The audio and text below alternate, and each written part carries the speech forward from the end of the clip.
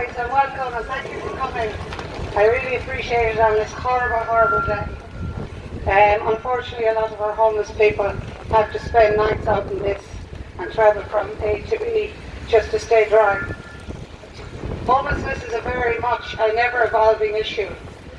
It's creating great divides in our society. In the 19th century, homelessness was equated to the Great Famine, and into the 20th century, it was associated with usually older males who are in addiction and alcoholism.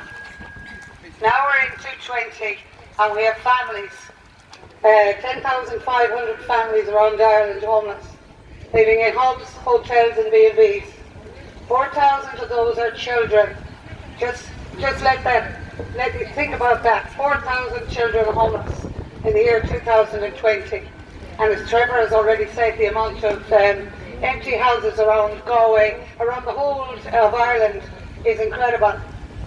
All we need is the council to open up those houses and give them to the people that need them. And their excuse is they haven't enough people, they haven't enough money. Well, they'll have to find it somewhere, because we've had enough. In June 2020, we have families living in hotels, B&Bs and hubs, being paid for by the taxpayers of this country. Millions and millions of money wasted by making the elite more elite and keeping the workers down. Rebuilding Ireland has failed, and it continues to fail in one of the most basic human rights to our people. The root cause is our broken housing system. Ireland does not have a public housing system to meet the demands of its people. Our figures don't include people couch surfing. It doesn't include people sleeping rough. And it doesn't include families who are now living with their parents, with their children. We're going back to the old days where families lived with families, and you could have any amount of people with a house bursting at the seams. It seems incredulous in 2020, with all the prosperity we have in our country at the moment, that this is happening. It's completely unnatural for adult children and their families to live with their parents, by the way, regardless of what people might say. The amount of children being affected by this, and I think this is what does it for me, is incredible.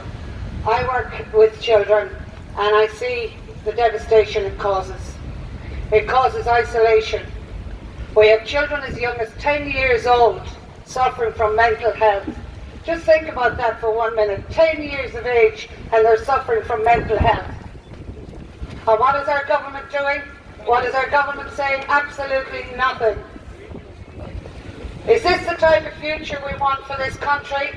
Is this the type of future we want for our children and their children? I think not.